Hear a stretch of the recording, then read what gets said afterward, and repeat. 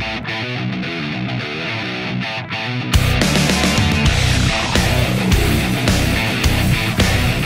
and welcome to Epic Battlecry. This is the place where we cut through the crap to bring you the real deal in the gaming industry. Today, it is Wednesday, August 6th, and I am here with Brent Adams and Daniel Kaiser.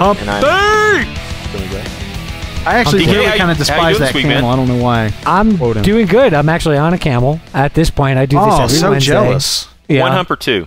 It's two. This is hump day. Yeah, it's two humps. Two humps? Okay. Yeah. That would be pretty shitty if there were like 2 hump days in a week. That would be awful, wouldn't it? Yeah. Let's just think about that for a minute. Let's not. Brent, how about you? What are you doing? I am doing fantastic. Looking forward to middle of the week. Yeah, I mean, well, the middle of the week. The middle of the week's great because it's half over. There you go. So that's what it's not really half counts. over until we get through this podcast today. And then it's more than half over. Exactly. Depending on how long this discussion goes. If it's another Monday, look out. Yes, true. Or Tuesday. Or Tuesday. So let's start it off. All right, let's go ahead and start out. So we got our question today comes from George B. Driver, and he's at George B. Taz 0420. And it says, at EpicBattleX, when do you think is a good time to release a remastered or definitive edition of a game? And he gives an example of like The Last of Us, because we just have the remastered edition coming to the PS4 of The Last of Us. And, that's not long after the original came out on PS3. So I think you're just kind of saying like, hey, is that too soon? Is it kosher? Exactly. So, DK, you want to start us off? What do you think? When is the best time to release a remastered or definitive edition? Well, I mean, it depends on the actual piece of content. It depends on how much DLC was associated with it, to make it worthwhile. So I mean, these days, most games are getting DLC. They're getting content after release, post-release content that can then be kind of, that can comprise the remastered / definitive edition. This is really just the final. This is like the final version of the game. Like it's like it's after all the patches have been applied, and right? The DLC's After been added. Everything's been done, and we've added all the content. So it's a perfect formula that is like it has all that content. They're done with it. And shortly after that, I think there's like a 3 to 6 month window in which the last piece of content comes out. The game's been... It's really sad that we have to say all this, but the game's been patched and like made sure to be actually working the way it was supposed to be when you first bought it. And then they've done all this extra stuff and released all this extra content. There's a 3 to 6 month window of awareness. Now they could release it whenever they want, but the game actually has the highest potential to capitalize on a remastered / definitive edition within a 3 to 6 month window after the last piece of DLC is released to me. So and I think that's what you've kind of seen, at least with the announcement of The Last of Us and kind of the content that's going out and say, hey, we're going to take everything, remaster it, make it amazing. Now, obviously, it's kind of a unique situation though because of the PlayStation 4. Yeah, because you're jumping platforms. I was going to say that's actually earlier than most for as big of a. It's about a year. I think that The Last of Us came out in June last year, and this is this is out July this year, so it's right at a year from the game's original launch. And jumping platforms, which I think is a big deal, and you don't see that very as opposed often, to a standard like Game of the Year edition, which is I think typically what we're kind of talking about. But anyway, What do you think, Brent? I mean, are you kind of in that same boat, or do you have a little different take on it? The thing is, like, it's almost kind of two different questions in a way, because it says, like, what do you think about, like, releasing... No, it's actually one question. I'm looking at it. What do you think about... No, but there's a slash in it, Daniel. There's a slash in it, and a slash indicates division. And he's saying... And a slash indicates the middle of the week. Exactly. This is the middle of the week. Oh, my God. This question just broke the space-time. Continue. So he's saying, what do you think about a remastered edition versus like a definitive edition? And in my opinion, what we've been kind of talking about is like a GOTY edition, a Game of the Year edition that has, it's like the patch version of the game. It's all the DLC content. I don't know if I agree with that, That's like the definitive version. Like a remastered version, in my mind, remastered is a lot more rare. Is something different. And I agree, it is more, although it's becoming more commonplace now. But to me, something like I'm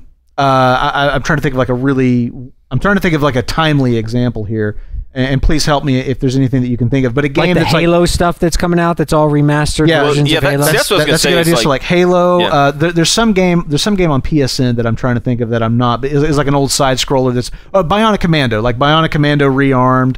That's a new game, though. I'm talking about like where they've gone back and like they've recreated a game from the past with like modern graphics. Like to me, like that's more of like a remastered. You just added like a third part. Yeah, to this question. that's to me. Then how would you? Well, then how would you define a remastered game? Because obviously, I Remastered define and it Definitive differently. are the same thing. Like I don't think that is the game of the year. So edition. here we Like, go. To me, Here we go. I'm going to shoot it to you straight. Remastered is taking a game that was already existing and actually upping the quality level of it. Usually can happen best within a console jump. Definitive Edition is everything that was released, and what you were talking about with Bionic Commando Rearmed is what we call a re-envisioned title.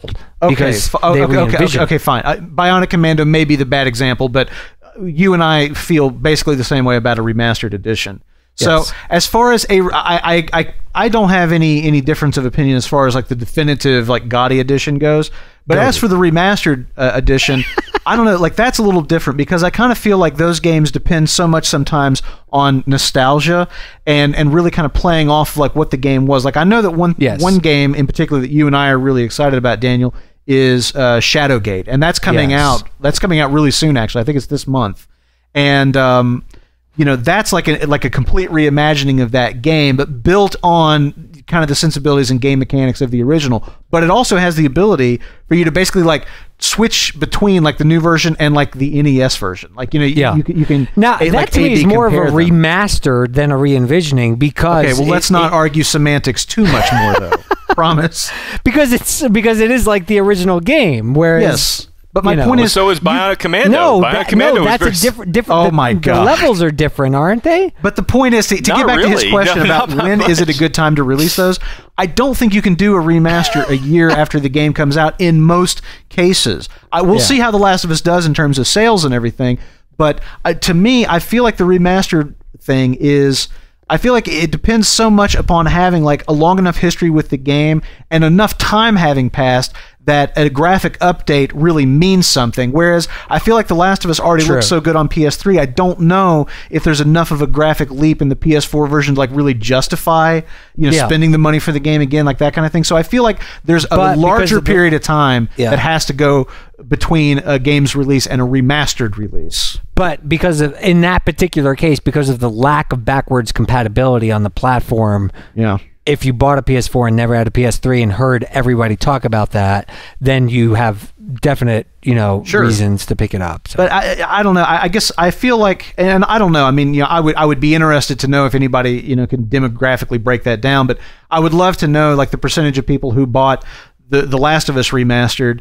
How many of them are new purchases as opposed to people who already had it on PS3, versus something like a Shadowgate. Like how many people are going to pick up the Shadowgate that comes out that never played the original on NES or PC or whatever? I'm curious to know like how much of that audience are people who are kind of coming back to it because they already know the game versus people who are just getting interested in it for the first time for whatever reason. Yes. All right. Yes. I say anytime. I say it doesn't have anything to do with the time frame. It just depends on whether the upgrade or whether the changes are enough to warrant it. Objection. So if it's like at the end of if it's the end of a console or the beginning of a console generation, you can bring it out and it's a significant leap. Great. If it's at the end of a console cycle and maybe just development has gotten better that you can make that early version of that game so much better. They've done that a couple of times where they've brought out an early release on the same platform, but maybe they've just tweaked, the graphics, the engine they use maybe for later games that has just, become better.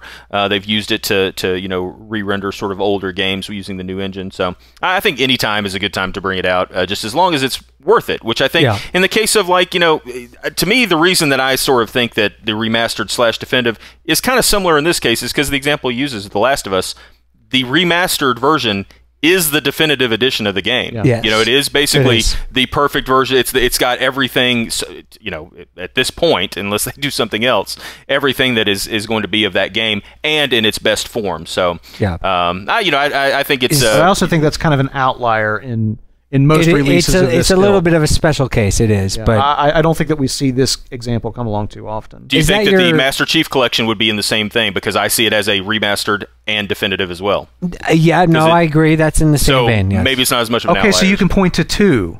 I still think that qualifies as being an outlier. Right. Beyond those two, there's nothing I could think of. As opposed to the dozens of Game of the Year editions that come out, in a single calendar year. That is both my definitive and remastered answer. All right. Fine. So anyway, we'll be back tomorrow with more questions. Make sure you're bringing our questions to the old @EpicBattleX Twitter handle and checking us out on YouTube. And anyway, see you tomorrow. Happy Hump Day, everybody. Which hopefully it is more than halfway over now. Yes, it is. Let's hope. What do you say?